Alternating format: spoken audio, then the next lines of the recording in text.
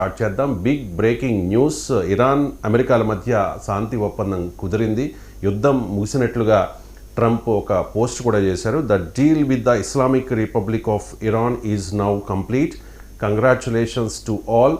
I hereby fully authorize the toll-free opening of the Strait of Hormuz and simultaneously herewith authorize the immediate removal of the United States naval blockade. Ships of the world, start your engines. Let the oil flow. President Donald J Trump ట్రూత్లో post చేశారు. Sir, ఒప్పందం కుదిరింది, యుద్ధం ముగిసింది. అసలు ఈ ఒప్పందంలో ఏముంది? అంటే ఒప్పందంలో మొదటి అంశం ఏంటంటే అన్ని రకాల యుద్ధాలు ఇంక్లూడింగ్ లెబనాన్లో ఇజ్రాయెల్ జరుపుతున్నది కూడా ముగుస్తుంది ఇమీడియట్గా. రెండవది యుఎస్ నావల్ బ్లాకేడ్ ఎండ్ అయిపోతుంది. మూడవది స్టేట్ ఆఫ్ హార్మూజ్ సహజంగానే తెరుచుకుంటుంది. యుద్ధం ముగిసింది అంటే స్టేట్ ఆఫ్ హార్మూజ్ తెరుచుకుంటుంది. ఈ నాలుగవది నెక్స్ట్ 60 డేస్లో ఈ న్యూక్లియర్ ఇష్యూ పైన ఫైనల్ అగ్రిమెంట్ కొరకు చర్చలు జరుగుతాయి. ఇప్పుడు ఇది మెమరాండమ్ ఆఫ్ అండర్స్టాండింగ్ మాత్రమే. ఐదవది ఇరాన్ పైన శాంక్షన్స్ను ఎత్తివేస్తారు. ఆరవది ఇరాన్ నిధులు స్తంభించున్నాయి. $24 బిలియన్ స్తంభించున్నాయి. వాటిని విడుదల చేస్తారు. అందులో సగం ఈ డీల్ ఈ ఒప్పందం అమల్లోకి వచ్చిన సంతకమైన వెంటనే రిలీజ్ అవుతాయి.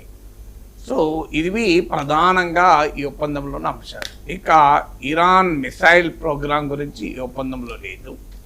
అంటే ఇరాన్ మిసైల్ ప్రోగ్రామ్ లిమిట్ చేయాలి అనేది ఎక్కడా లేదు.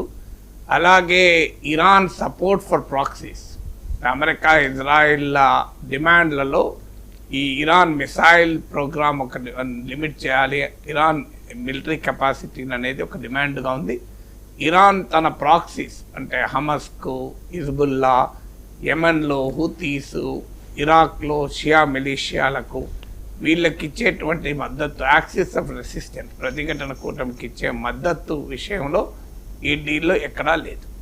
సో అందువల్ల స్థూలంగా డీల్ ఒక memorandum of understanding June 19th రోజు జెనీవాలో సంతకాలు అవుతాయి. సో ఈ డీల్లో ప్రధానంగా ఇమ్మీడియట్ కన్సర్న్స్ అడ్రస్ చేశారు. ఇమ్మీడియట్ కన్సర్న్ ఏంటి?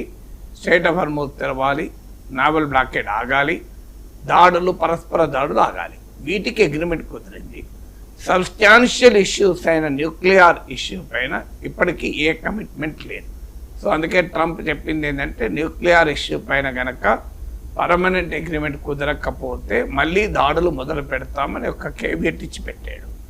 సో అందువల్ల ఒప్పందం మేరకు అంటే మొదటి నుంచి కూడా ఇందులో ఇరిటెంట్గా మిగిలింది ఇరాన్ న్యూక్లియర్ ఇష్యూ.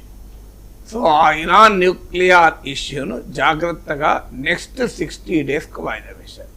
ఇరాన్ కూడా ప్రకటించింది ఏంటంటే ఇది ఆ తర్వాత కూడా మళ్ళీ ఎక్స్టెండ్ చేయొచ్చు టైం పీరియడ్ అంటారు. అంటే ఒక రకంగా న్యూక్లియర్ ఇష్యూను బరీడ్ అండర్ ద కార్పెట్ అని ఇంగ్లీష్లో ఇడియం ఉంది. దాన్ని జాగ్రత్తగా ఫ్రిడ్జ్లో పెట్టేసేసి ఇప్పుడైతే ఇమీడియట్గా యుద్ధం ఆగాలి కనుక యుద్ధం ఆపటానికి అవసరమైన చర్యలు తీసుకున్నారు.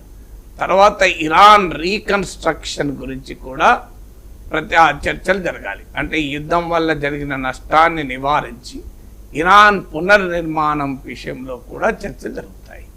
సో అందువల్ల ఓవరాల్గా పీస్ డీల్ అయితే కుదిరింది, వార్ అయితే ముగిసింది. అయితే ఈ వార్ ఎంత మేరకు నిలబడుతుంది, ఈ ఒప్పందం ఎంత మేర నిలబడుతుంది, ఫైనల్ అగ్రిమెంట్ కుదురుతుందా లేదా, ఇలాంటి అంశాలైతే ఇప్పటికీ ప్రశ్నలుగానే మిగిలిన్నాయి. సార్, అంటే యుద్ధం పూర్తిగా ఆగినట్టుగా మనం